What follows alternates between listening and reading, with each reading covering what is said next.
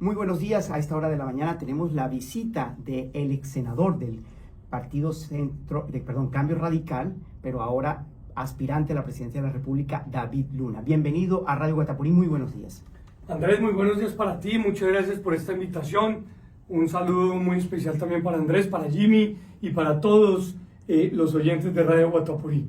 David, conocemos su hoja de vida desde que era estudiante en la Universidad del Rosario. Usted ha venido de menos a más, fue el edil de Bogotá, fue concejal de Bogotá, después estuvo en el Congreso y llegó a ser ministro de las TIC.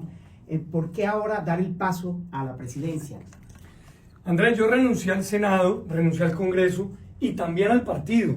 Y lo hice básicamente porque creo que Colombia está preparada para una renovación generacional, para una renovación política.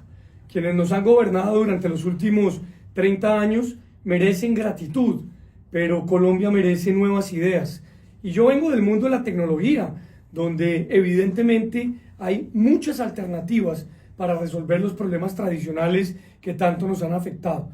Yo sé que escogí el camino más difícil, el de tratar de reivindicar la política, pero yo no quiero posar como alternativo o como outsider. Yo llevo 27 años en este oficio y lo he hecho sin escándalos de corrupción, lo he hecho con ejecutorias. Creo tener la posibilidad de compartir con los ciudadanos una opción distinta y a eso le voy a apostar. David, con el paso de los días, los retos para el próximo presidente de Colombia se van haciendo cada vez más grandes en la economía. Miren, en la región Caribe, por ejemplo, tenemos dificultades en la desaceleración de la producción de carbón, proyectos eólicos que se cayeron y otros similares. Lo mismo pasará en el resto del país. ¿Usted considera que con toda esa experiencia que nos está presentando, estaría usted preparado para asumir con entereza cada uno de esos retos?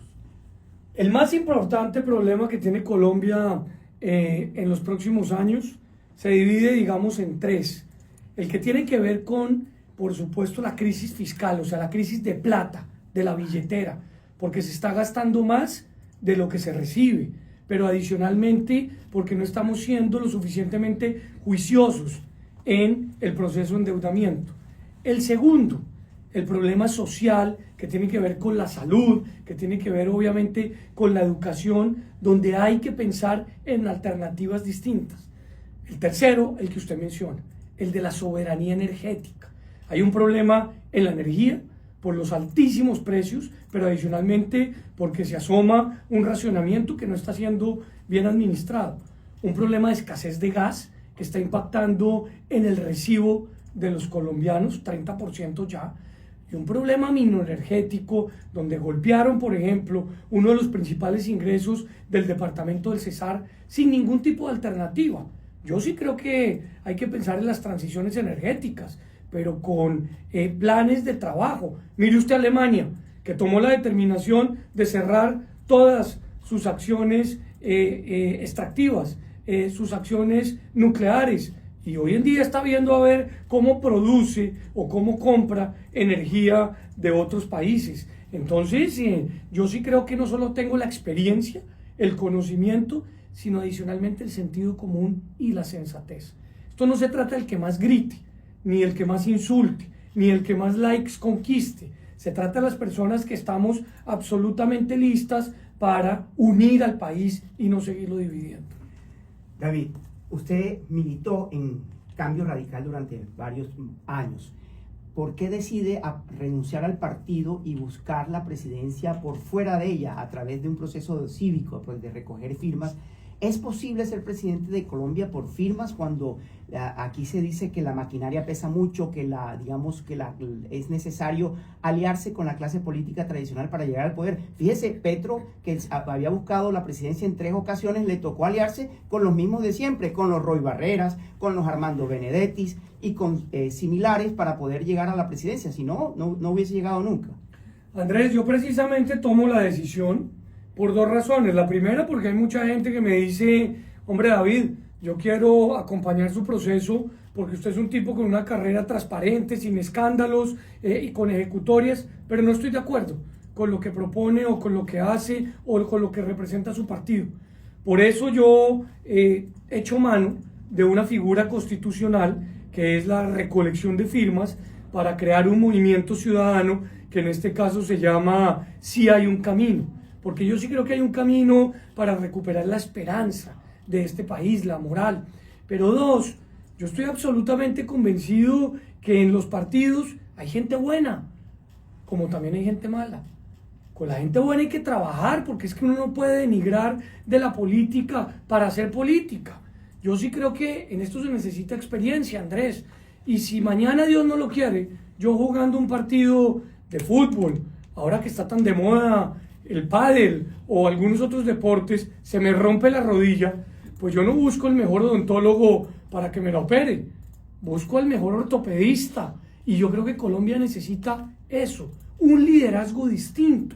Esto no se trata del que mejor toque guitarra o el que mejor juegue fútbol. Se trata del que conozca el Estado, el que haya demostrado con sus acciones que puede gobernar. Senador, ¿cómo lograr en este mar que hay en este momento de precandidatos, de personas que están mostrando liderazgo, que están tratando de convencer al país que son la mejor opción, enfrentado a un progresismo que se mantiene fuerte, que tiene el poder en estos momentos?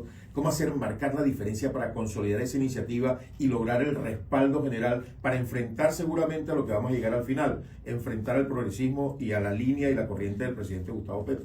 Jimmy, yo creo que con tres alternativas. La primera es que esto es como un embudo.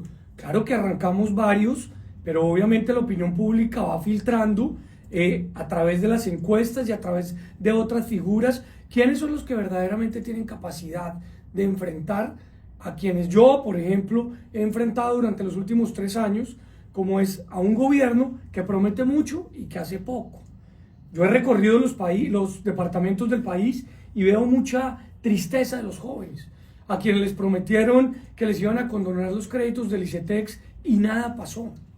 En segundo lugar, claro que hay que unirse y para eso están los mecanismos como las consultas, pero el más interesado hoy en que solamente haya un candidato es el mismo presidente Petro, porque si tiene solo un candidato se encarga, como lo ha hecho hasta el momento, de denigrar, de mentir sobre esa persona, y lo que necesitamos son diferentes pensamientos de cómo enfrentar los problemas del país. Pero más importante que las dos anteriores es algo tan clave como quien quiere correr la carrera con pasión. Yo la quiero correr con pasión, con entusiasmo, eso sí, sin obsesión, pero con la absoluta convicción de que en Colombia es posible construir y no destruir, que del disenso se puede generar consenso. Yo sí estoy preocupado por los problemas que el país tiene en este momento, planteando soluciones, pero yo no estoy concentrado en si Petro madruga o trasnocha, si Petro hace consejos de ministros o no. Yo estoy en la calle, en los departamentos, en los territorios, contándole a la gente lo que nosotros estamos proponiendo y las alternativas que creemos son fundamentales para que Colombia recupere la esperanza. Si usted ha presentado esta propuesta política como una renovación, como una nueva generación de la política y de las ideas que Colombia necesita, pero también ha reconocido que aquellos que ya llevan muchísimos años hay que agradecerles algo de cierta manera. Pero esta búsqueda de la presidencia de la República a través de una propuesta independiente se desmarca del partido Cambio Radical. No es básicamente como vamos a retirarnos un poco porque los partidos son más en lo que se han equivocado que en lo que han acertado. ¿Usted considera eso? No, por supuesto yo me desmarco. Es que yo respeto, como lo he dicho públicamente y en esta emisora varias veces, al doctor Germán Vargas Lleras, pero Germán Vargas Lleras es Germán Vargas Lleras y David Luna es David Luna. Somos dos cosas diferentes, dos personas distintas, dos liderazgos distintos. Y yo, ¿por qué lo digo de esta manera? Con mucho respeto, pero con mucha firmeza. Porque yo sí creo que es fundamental en Colombia entender que tenemos una necesidad de pensar en fórmulas diferentes. Y yo estoy planteando una, que es la tecnología. El grave problema de seguridad que se vive en el departamento del Cesar, pero en otros departamentos, pues tiene dos explicaciones. Uno, que evidentemente le amarraron las manos y los pies a nuestra fuerza pública. Pero dos, que el delincuente reitera, que el delincuente reincide en el delito. Porque ¿sabe por qué? Porque hay 1 millón de expedientes represados en la justicia colombiana. Con tecnología, con inteligencia artificial, podríamos reducir rápidamente en un 30% ese represamiento y brindar justicia más rápido en un 40%. Eso no es una historia de futuro, eso está pasando en el mundo en estos momentos. Entonces yo sí estoy pensando en fórmulas distintas. Usted menciona a Germán Vargas Lleras y nos dice que una cosa es él, otra cosa es usted. Eso lo tenemos claro, por eso usted renuncia al partido. Sin embargo, me llama la atención algo, y es que Germán Vargas Lleras también en el pasado recorrió el camino que usted está recogiendo, que es recoger firmas. De hecho, Germán Vargas Lleras recogió 5.5 millones de firmas para avalar su candidatura, pero en las elecciones fue un desastre. Ni siquiera pasó a segunda vuelta, quedó de cuarto. ¿Usted podría estar cometiendo el mismo error? No creo que esté cometiendo error. Yo lo que creo es que estoy haciendo algo distinto y diferente por dos razones. Uno, porque yo vuelvo y le repito, yo no estoy denigrando de la política para hacer política, Andrés. Yo lo que estoy diciendo es que me siento muy orgulloso de que en mi carrera de 27 años, tengo 50, soy papá de Laura, perdón, de Julieta y de Alejandro, esposo de Laura, pues nunca he tenido un escándalo y sí he logrado con ejecutorias hacer las cosas de manera correcta. Pero dos, yo estoy absolutamente convencido que es esencial que se construya, se gobierne con personas que tengan experiencia, expertise, y llegó el momento de una renovación generacional. Yo tengo 50 años, pero llevo 27 en el servicio público. Usted no puede buscar operarse unas cataratas con una persona seguramente que no se ha graduado o que no tiene la especialización en oftalmología porque de pronto pierde el ojo. Pero dos, hay que pensar distinto. Ese médico seguramente está utilizando ya tecnología para operar ese ojo. Acá es lo que yo estoy planteando. El mejor de los mundos de la experiencia y la innovación. Le voy a poner en un escenario hipotético. Usted ya es presidente de la República y el presidente Donald Trump anuncia aranceles del 10% adicionales a todo lo demás. El gobierno colombiano anunció que lo que esto ponía sobre la mesa más bien es una oportunidad de expandir los productos de Colombia por el mundo. ¿Usted qué decisión tomaría? Uno, no enfrentar, ni pelear, ni insultar a un presidente que tome una determinación autónoma sobre su país. Por el contrario, conversar, utilizar la diplomacia, hablar para ver cómo lograr que esos mercados tengan pocas o ninguna restricción. Dos, yo sí creo que hay alternativas en otros mercados, pero el hecho de que haya alternativas en otros mercados no quiere decir que tengamos que pelear con el mercado estratégico. Nosotros seguimos siendo un socio comercial y estratégico para Estados Unidos y hay que recordárselo al presidente Trump, porque finalmente este país tiene una democracia establecida, no una dictadura, como está viviendo en estos momentos nuestro hermano país de Venezuela.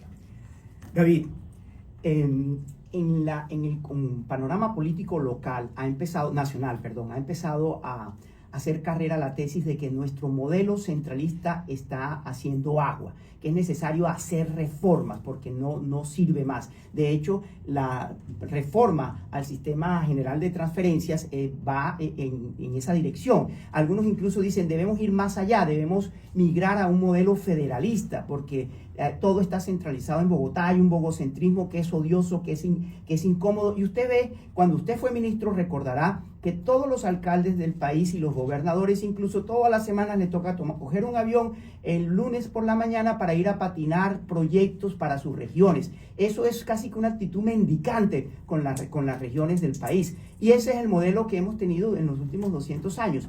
En el caso de usted llegar a la presidencia, ¿cómo poder reformar ese modelo para que haya más equidad en la distribución de los ingresos en el país, para que no tengamos los de la provincia ser tratados como ciudadanos de segunda clase, como realmente nos están tratando desde Bogotá? Qué buena pregunta, Andrés, porque se la va a contestar nada más y nada menos que un cachaco. Yo sí creo que hay que desbogotanizar Colombia. Y hay que desbogotanizar Colombia por el respeto que le debemos a las regiones que tienen idiosincrasias distintas, liderazgos diferentes, oportunidades diferentes y, lo más importante, capacidades distintas. Yo creo que el modelo contemplado en la Constitución del 91 era el modelo acertado.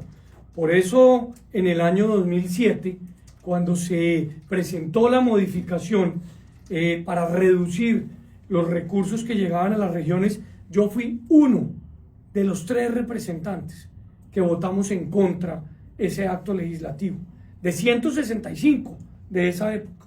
Y yo lo dije con contundencia, no podemos restringirle las capacidades económicas a las regiones.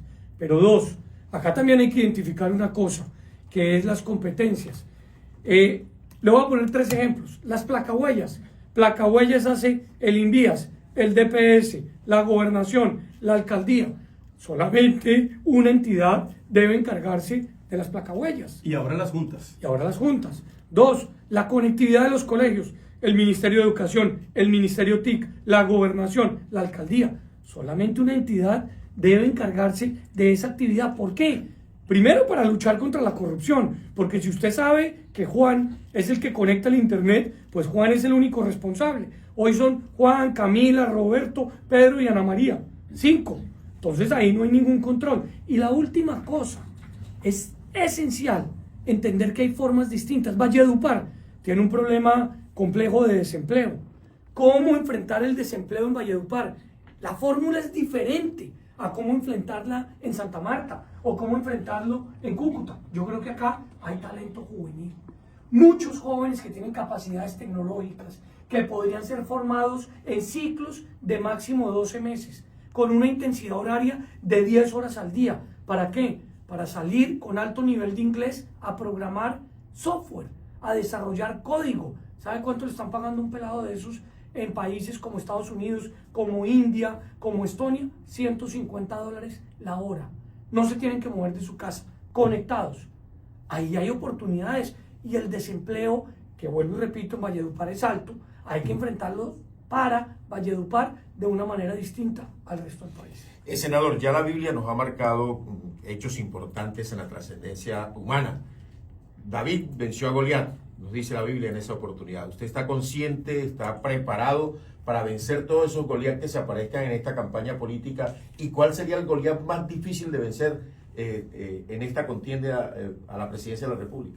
Jimmy, yo estoy absolutamente convencido que es el momento de utilizar la cauchera, pero en vez de una piedra para golpear a otro, hay que utilizar las ideas, hay que utilizar, por supuesto, el sentido común, la sensatez, para plantear problemas y resolver. 2, hay que resolver primero o enfrentar primero un Goliat, que es el nerviosismo en el que está el país, la dificultad en la que está el país. A la gente no le está alcanzando la plata para llenar la nevera, porque está pagando unos servicios públicos excesivamente altos. Y hay que concentrarse en entender cuáles son los dolores del ciudadano. El ciudadano tiene un dolor grande y es que no le alcanza la plata, y otro que sale con miedo a la calle. Y eso hay que enfrentarlo con experiencia, con evidencia. Y yo estoy absolutamente convencido que esta va a ser una campaña larga y difícil, que seguramente estará llena de insultos, de golpes, de mentiras, pero yo no voy a responder con la misma herramienta. Yo creo que a mí nunca se me ha caracterizado por ser un candidato pirómano. A mí se me ha caracterizado por ser un servidor público que está concentrado en el sentido común y en la sensatez. Mire, la reforma laboral se hundió en la Comisión Séptima del Senado, 81 artículos. Acaba el Partido Liberal hace algunos días de presentar una que contempla algunas de las cosas que tenía la otra. El gobierno nacional lo que dice es que es un proyecto mezquino, pequeño, mientras tanto que el gobierno nacional busca también la consolidación de una consulta popular para poner en vigor algunos de esos artículos de esa reforma y unos decretos también. ¿Cuál es su opinión al respecto de esa nueva batalla de reformas en el Congreso de la República? Mire, bienvenido el debate y el ajuste que se quiere hacer sobre horas extras y sobre nocturnos, dominicales. Bienvenido. Hay que ser absolutamente mezquinos si se evita ese debate. Pero es que el problema no está ahí.